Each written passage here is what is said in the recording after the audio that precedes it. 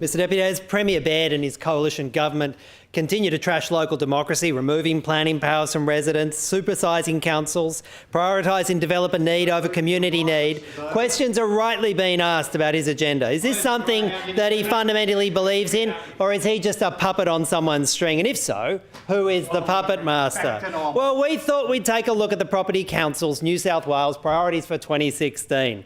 The Property Council, of course, is an industry lobbyist, also known as the shadow government of New South Wales, whose primary role is to advocate not for councils, not for the environment, and certainly not for residents and communities, but for big developers and the property industry. They proudly state that their primary focus is agitating for policy outcomes that make New South Wales a better state to invest in the property industry and for the business interests of their members. So what are some of the major wins that the Property Council has proudly championed in their New South Wales priorities for 2016?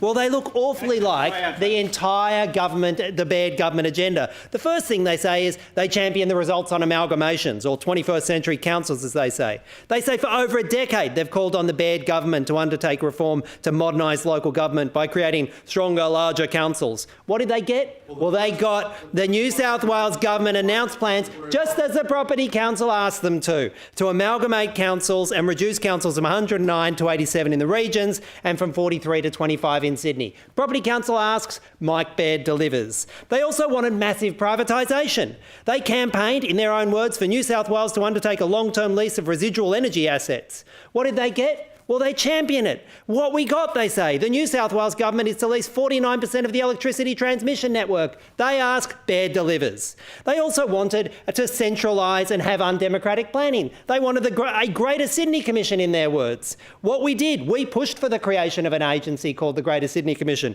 What we got, they said, the Greater Sydney Commission was born and has commenced work in the first quarter of 2016. Property Council asks, Mike Baird delivers, and they publish it proudly. They also said what we did. They wanted reform of strata laws, also called pushing pensioners out of flats.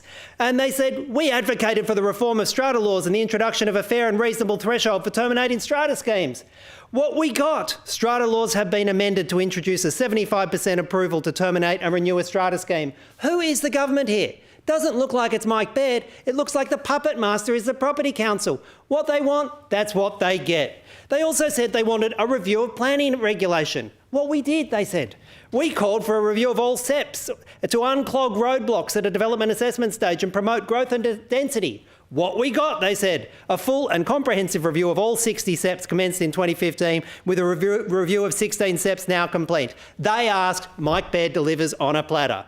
They also said they wanted more priority precincts. What we did, they said, we called for the identification of a rolling schedule of priority precincts, formerly known as urban activation precincts, to help deliver the housing and employment of New South Wales needs. And of course, the profits that their members are desperately asking for. What we got, they celebrate.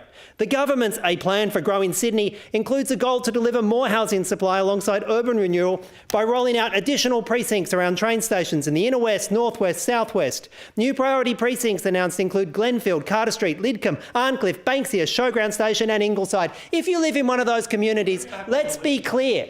It wasn't delivered because it's in the interest of local residents. It was delivered because the Property Council asked for it, demanded it, and their little puppet on a string, Premier Baird, delivered it for them. And then if we go to Newcastle, it's exactly the same story. What we did, I withdraw that. Okay, thank you. What we did, we campaigned for Newcastle for transport reform in Newcastle, including utilising private sector experience and a regional governance structure to support a focus on door-to-door customer journeys through greater focus on interchange and multimodal integration. If you pull that gobbledygook apart, they said they wanted to shut the rail line, open up the rail line for development. What we got? The New South Wales government will establish Australia's first integrated multimodal public transport network operated by the private sector. They got the private sector taking over the transport and they got the shutting down of the rail corridor. What they want, Mike Baird delivers. And if all of that isn't scary enough, wait till you hear the Property Council's plans for the future. They want a major overhaul of the state's planning system, the enshrining of forced amalgamations, protecting the property sector from increased taxes, increased commercial office space in Sydney, and delivering intensive development in the Illawarra and Newcastle rail corridor. This is the secret shadow government of New South Wales, printed on their own letterhead. Mr